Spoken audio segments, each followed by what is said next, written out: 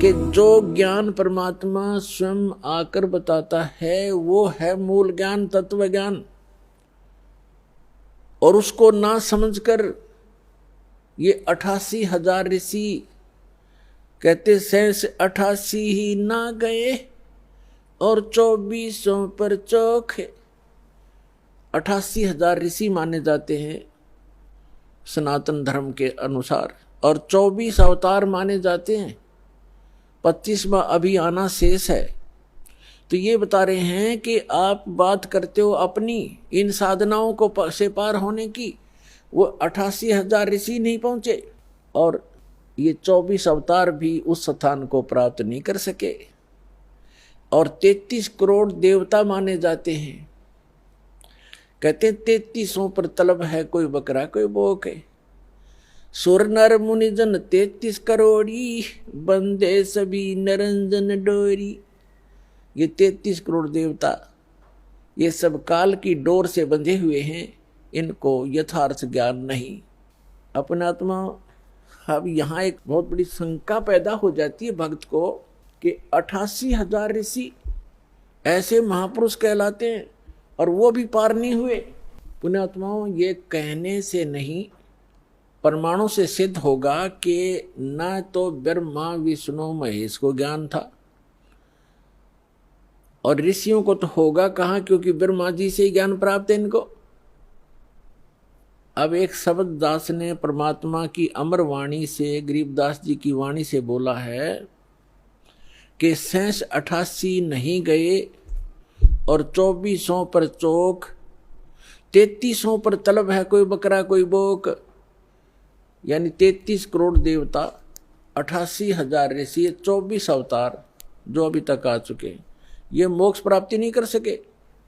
क्यों नहीं कर सके? क्योंकि इनके पास अध्यात्म ज्ञान नहीं था, वो तत्व ज्ञान नहीं था जो श्रीमद् भगवद गीता अध्याय नंबर 4 के श्लोक नंबर 32 में कहा है कि सच्चिदानंद घन ब्रह्म की वाणी में वो अमृत ज्ञान, वो तत्व ज्ञान है जो उन्होंने अपने मुख कमल से बोला है। उसमें विस्तार के साथ साधना लिखी है, यज्ञ यानी धार्मिक अनुष्ठानों की जानकारी बताई है।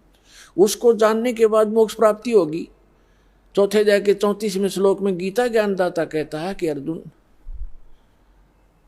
उस तत्व ज्ञान को जो सच्चिदानंद घन ब्रह्म की वाणी में लिखा है, उस तत्व ज्ञान को तू तत्वदर्शी संतों से जाकर समझ, उनको दंडोत प्रणाम करने से, कपट छोड़कर सरलतापूर्वक प्रश्न करने से वो तत्वदर्शी संत तुझे उस तत्व ज्ञान का उपदेश करेंगे। तो इसे सिद्ध है कि गीता ज्ञान दाता भी उस तत्व ज्ञान से अपरिचित है, और तत्व ज्ञान से अपरिचित है तो मोक्ष कहाँ से होगा उनका? तो ये अंडरस्टूड है पुण्यात्माओं कि अभी तक इन ऋषि महर्षियों और इन देवताओं को कख भी पता नहीं था अध्यात्म मार्ग का।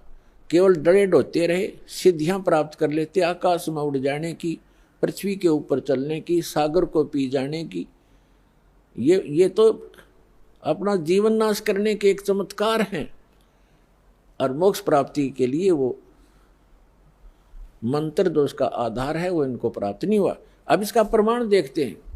श्री ब्रह्मा जी से ज्ञान प्राप्त है इन सभी ऋषि महर्षियों को, और ब्रह्मा जी को कितना ज्ञान है? ब्रह्मा जी से ज्ञान विष्णु जी को प्राप्त हुआ, और ब्रह्मा जी से ही शिव को ज्ञान प्राप्त हुआ, अब ब्रह्मा जी से ही देवी को प्राप्त हुआ। अब ब्रह्मा जी को कितना ज्ञान है ये बताते हैं। ये देखते हैं अपने ही सदग्रंथों में। देखिए, और ये सचित्र मोटा टाइप ये यहां से प्रकाशित है। इसके कौन है संपादक? हनुमान प्रसाद पोदार चमनलाल गोस्वामी, और ये गीता प्रेस गोरखपुर से प्रकाशित है।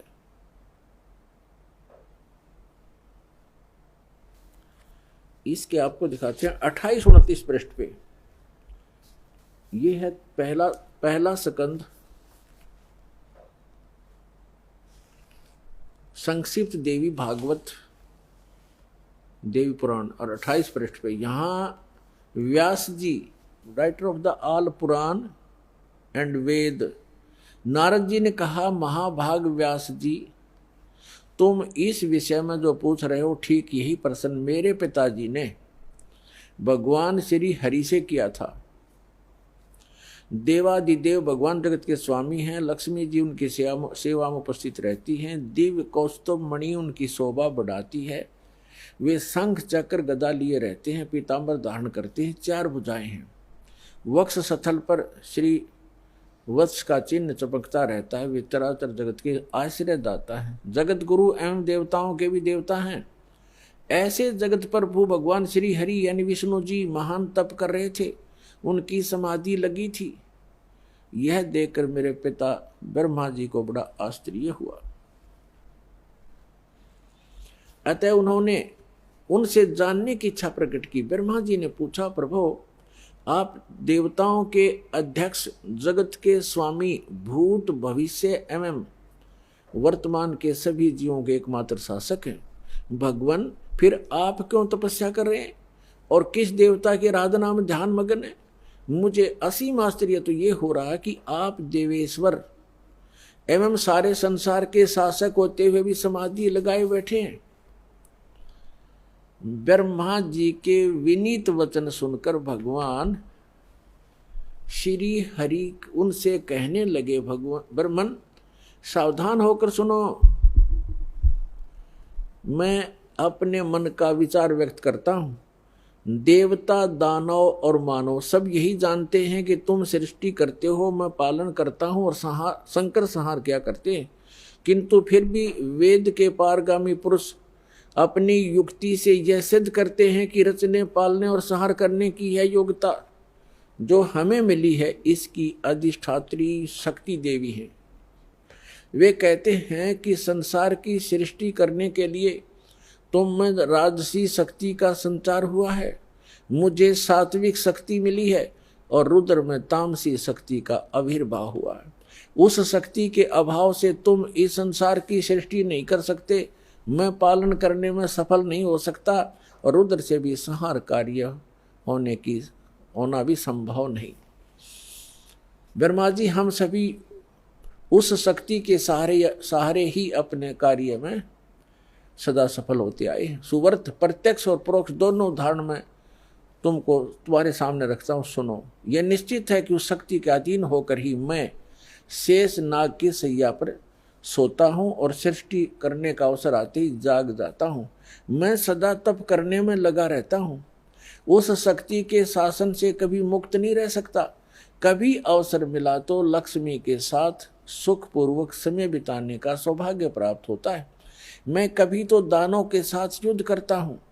अखिल जगत को भय पहुंचाने वाले दैत्यों के विकराल शरीरों को शांत करना मेरा परम कर्तव्य हो जाता है।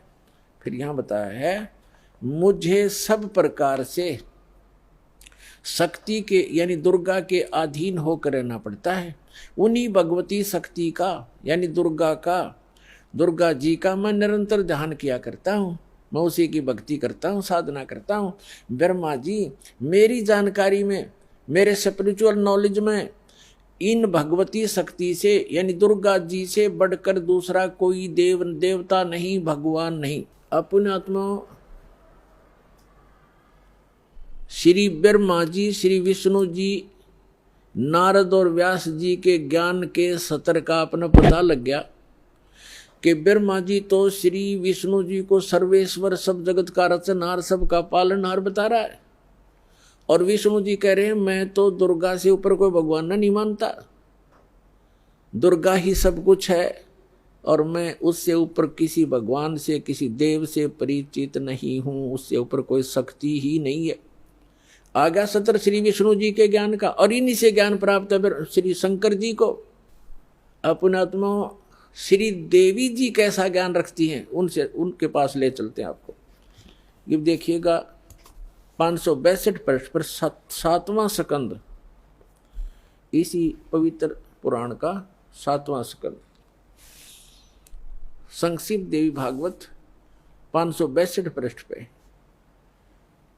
देवी का द्वारा हिमालय को ज्ञानोपदेश। देवी जी हिमालय राजा को ज्ञान बता रही है और ब्रह्म के विषय में जानकारी दे रही है, ब्रह्म स्वरूप का वर्णन। श्री देवी जी कहने लगी, पर्वतराज, पहले तो अपने विषय में बताया, फिर कहा है उस ब्रह्म का क्या स्वरूप है यह बतलाया जाता है, जो प्रकाश रूप सबके अत्यंत समीप में स्थित हृदय रूप गुहा में स्थित होने के कारण गुहाचर नाम से प्रसिद्ध और महान पद अर्थात परम प्राप्य है। वह समस्त प्रजा के ज्ञान से परे है, अर्थात किसी की बुद्धि में आने वाला नहीं है, यह तुम जानो। जो परम प्रकाश रूप है, जो सूक्ष्म से भी अत्यंत सूक्ष्म है, जिसमें संपूर्ण लोक और उन लोकों में निवास करने वाले प्राणी स्थित हैं, वही ये अक्षर ब्रह्म है, वही सबके प्राण है, वही सबकी वाणी है और वही सबके मन है, वह यह परम सत्य और अमृत अविनाशी तत्व है। सौम्य उस वेदने योग्य लक्ष्य का तुम वेदन करो, मन लगाकर उसमें तन्मय हो जाओ।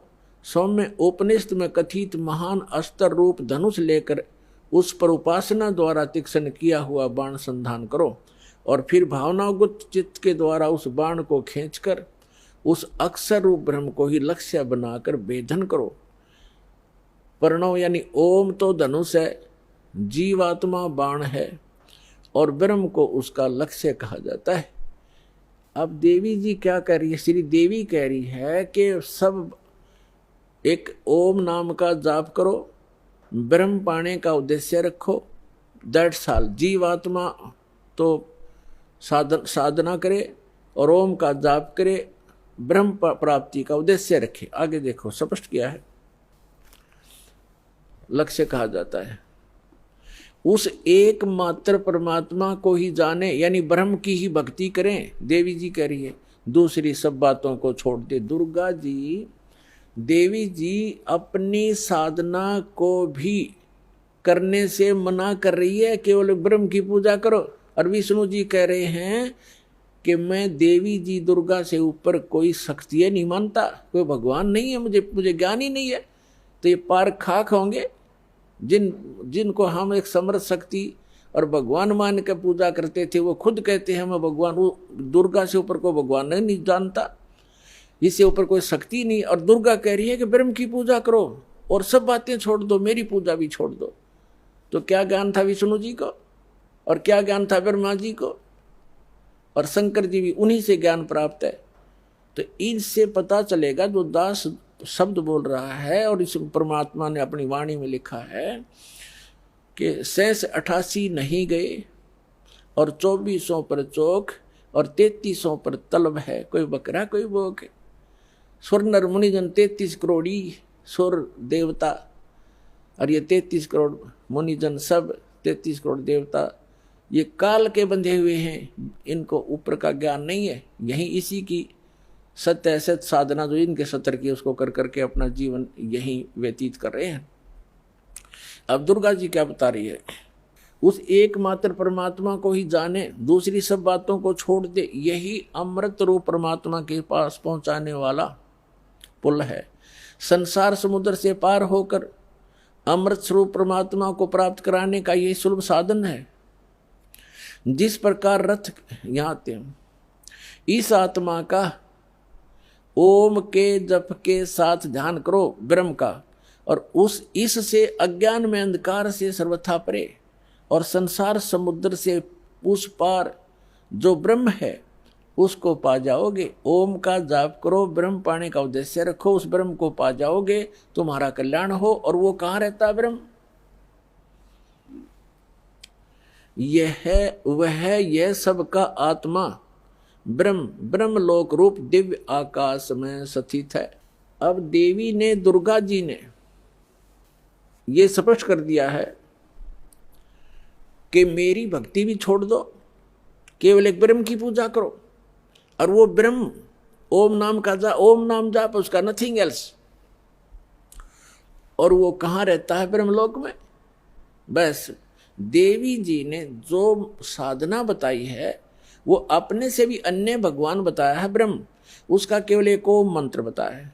ओम मंत्र के जाप से कहाँ जाएगा प्राणी? ब्रह्म लोक में चले जाओगे, तुम्हारा कल्याण हो।